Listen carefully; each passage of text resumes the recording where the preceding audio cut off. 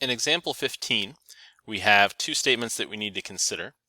5x plus 4 has to be greater than 0, meaning x has to be greater than negative 4/5, and x minus 8 has to be greater than 0, meaning x has to be greater than 8.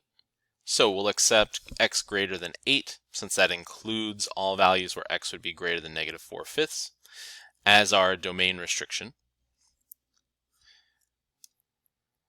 To get things started off, we'll take the log of 5x plus 4 and subtract our other log statement to the left-hand side, grouping all of our log pieces on one side and leaving 1 by itself on the right-hand side. Now we have the log base 10 and log base 10, and we're subtracting, meaning we can combine this into the log base 10 of 5x plus 4 over x minus 8 is equal to 1. This is a similar point that we reached in our last couple of examples, where we took both sides and wrote an exponential expression. The other thing we could do here is just use our process for interpreting or rewriting a log as an exponential. Since we have a log base 10, we can rewrite this as 10 to the first power is equal to 5x plus 4 over x minus 8. So that's just that process for converting from a log to an exponential, if that method for getting rid of the log is a little bit more intuitive. And then we can solve from there. In order to do that, we'll take both sides and multiply by x minus 8, giving us 10x minus 80 is equal to 5x plus 4, which will give us 84 is equal to 5x, or x is equal to 84/5. As a quick check, that comes out to be 16.8, which is definitely larger than 8. So 84/5 is a valid solution for this log equation. In example 16, we'll take the same approach. In this case, we want to verify that x is greater than negative 18, would be the domain restriction between those two. We can start off by subtracting all of our log pieces over to one side. Actually, in this case, we'll add it over.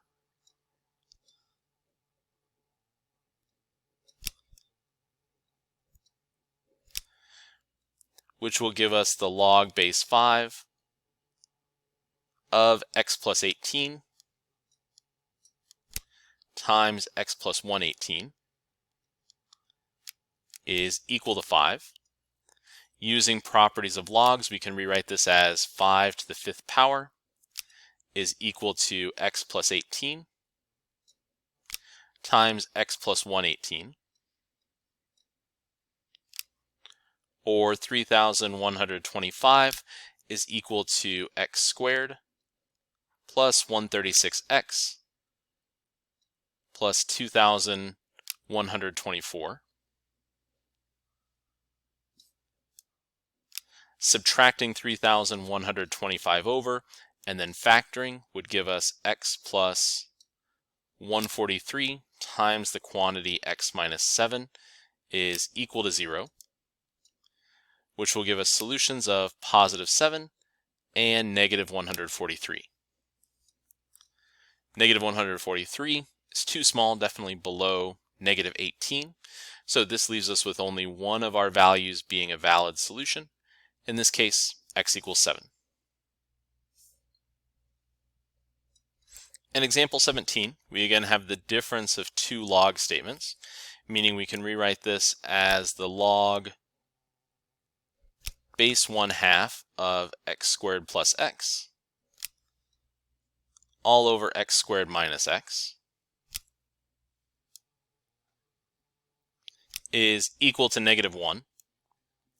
Using properties of logs, this would be 1/2 to the negative 1st power is equal to x squared plus x or over x squared minus x, or I'm sorry, rewriting that log as an exponential would give us this result. On the right hand side, we can go ahead and factor. This would be x times the quantity x plus 1 over x times the quantity x minus 1. The expression we have on the left-hand side, 1/2 to the negative first power, would be the same thing as 2. On the right-hand side, our x's would cancel, which will leave us with 2 is equal to x plus 1 over x minus 1. Multiplying both sides by x minus 1 then will give us 2x minus 2 is equal to x plus 1.